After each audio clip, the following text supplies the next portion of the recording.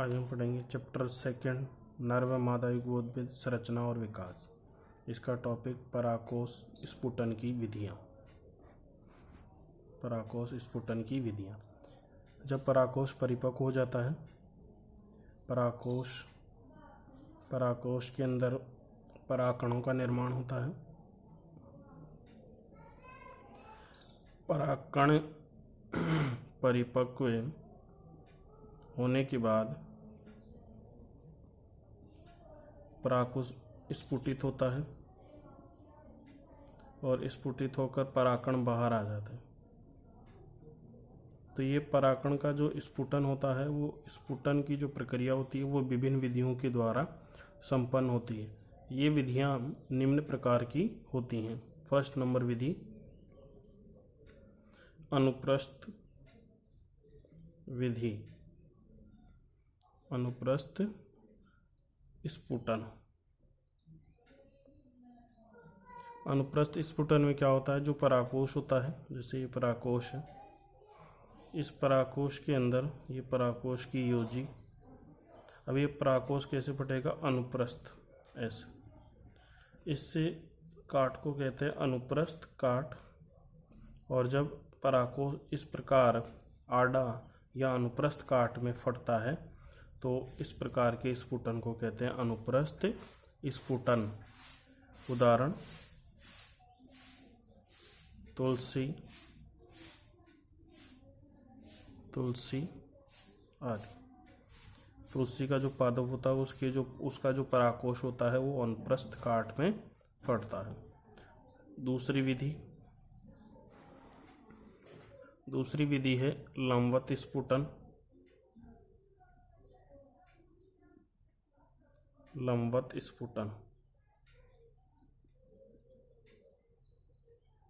लंबवत स्फुटन के अंदर क्या होता है, जो परागकोश होता है वो लंबाई के अनुदिश स्फुटित होता है।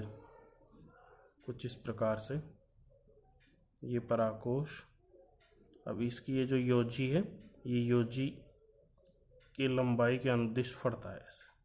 ठीक है, तो इस प्रकार के स्फुटन को अपन कहते हैं लंबवत स्फुटन। एग्जाम्पल्स, उदाहरण धतूरा, कपास आदि में लंबवत स्फुटन पाया जाता है। तीसरा प्रकार छिद्रमय स्फुटन। छिद्रमय स्फुटन। छिद्रमय स्फुटन किस प्रकार होता है, ये परागकोश और इस परागकोश का जो शीर्ष भाग है, इस शीर्ष भाग में दो या दो से अधिक छिद्र बन जाते हैं। शीर्ष भाग जो होता है उसमें छिद्र बन जाते हैं और इन छिद्रों से परागकण बाहर निकलते हैं। तो इस प्रकार का जो स्फुटन होता है उस स्फुटन को कहते हैं छिद्रमय स्फुटन। उदाहरण मक्का में जो स्फुटन होता है वो छिद्रमय स्फुटन पाया जाता है।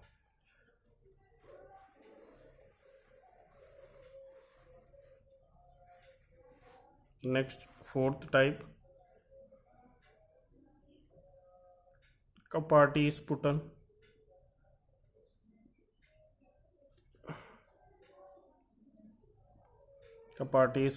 कपाटी स्फुटन में क्या होता है, जो परागकोश होता है, ये परागकोश, और इस परागकोश के ऊपर कपाट बन जाते हैं। जैसे ये कपाट बन गया, ये कपाट बन गया, ये कपाट बन, ऐसे कपाट बन जाते हैं और कपाटों से परागकण बाहर निकलते हैं, बाहर आते हैं। इस प्रकार के स्फुटन को कहते हैं कपाटी स्फुटन। ये एग्जाम्पल पाया जाता है बारबेरी पादप। नेक्स्ट टॉपिक नर युग्मोद्भिद।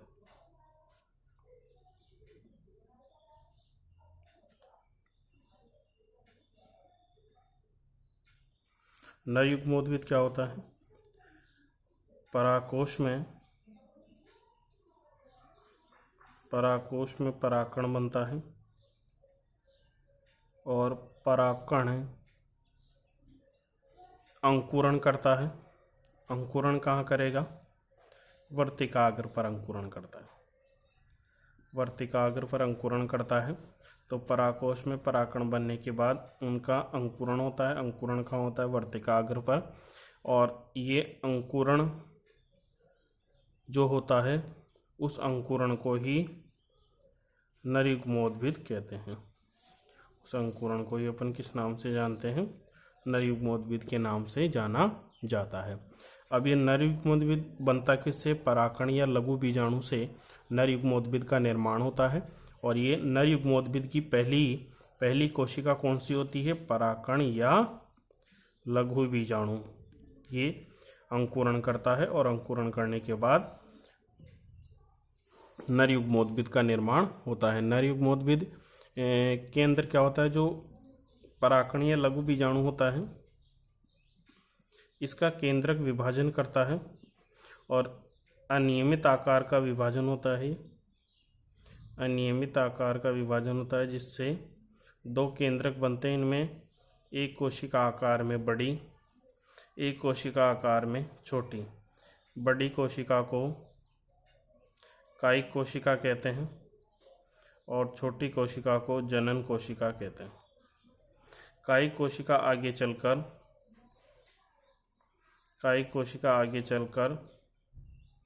परागनली बनाती है, जबकि जनन कोशिका आगे चलकर दो नर युग्मक बनाती है। दो नर युग्मकों का क्या करती है? निर्माण करती है।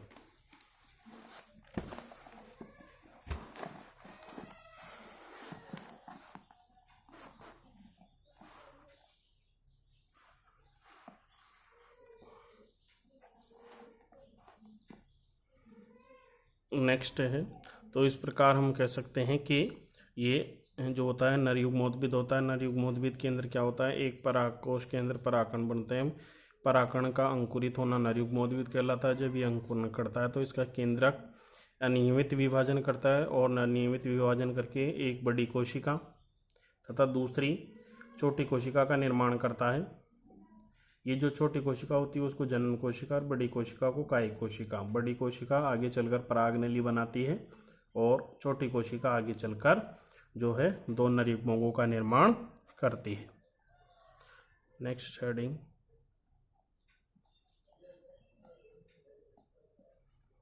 पराकण की संरचना। पराकण की जो संरचना होती है वो कुछ इस प्रकार की होती है। पराकण जो होता है एक कोशिकीय,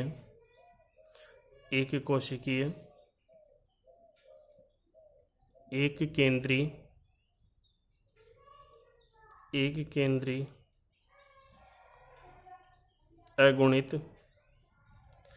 अगुणित संरचना होती है। ठीक है, और ये सामान्यतः गोलाकार पाए जाते हैं, गोलाकार होते हैं। इनके अंदर सघन केंद्र होता है और उनके चारों ओर दो प्रकार का आवरण पाया जाता है।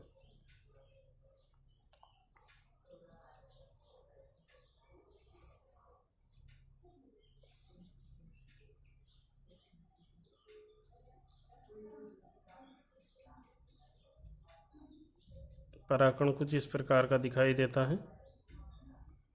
ये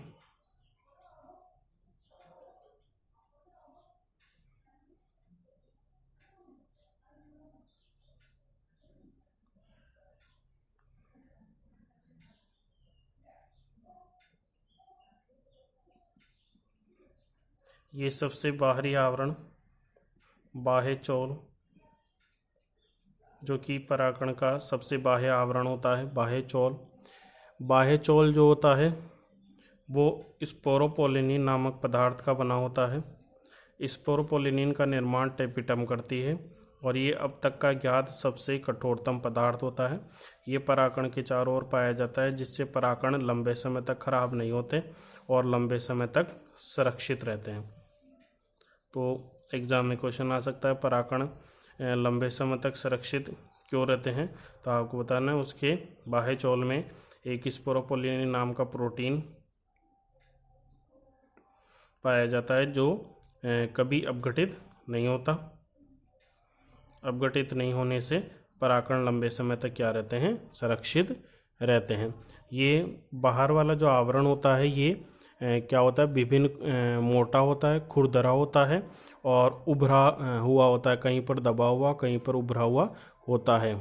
ठीक है, और इसके इन उभरे हुए भागों के अंदर स्पोरोपोलिनिन भरा होता है। स्पोरोपोलिनिन जो होता है वो अपघटित नहीं होता, जिससे पराकण लंबे समय तक क्या रहते हैं, सुरक्षित रहते हैं।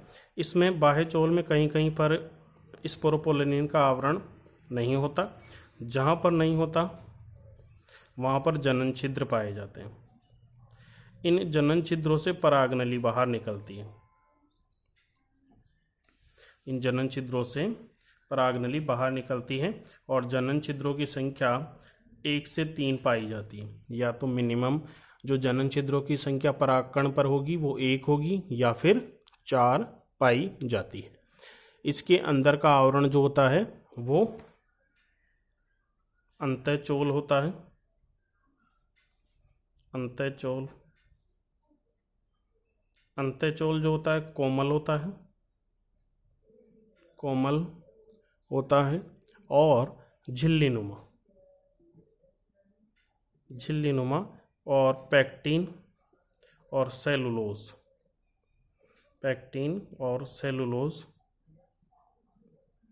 पदार्थों से मिलकर बना होता है। पैक्टिन और सेलुलोज पदार्थों से मिलकर बना होता है।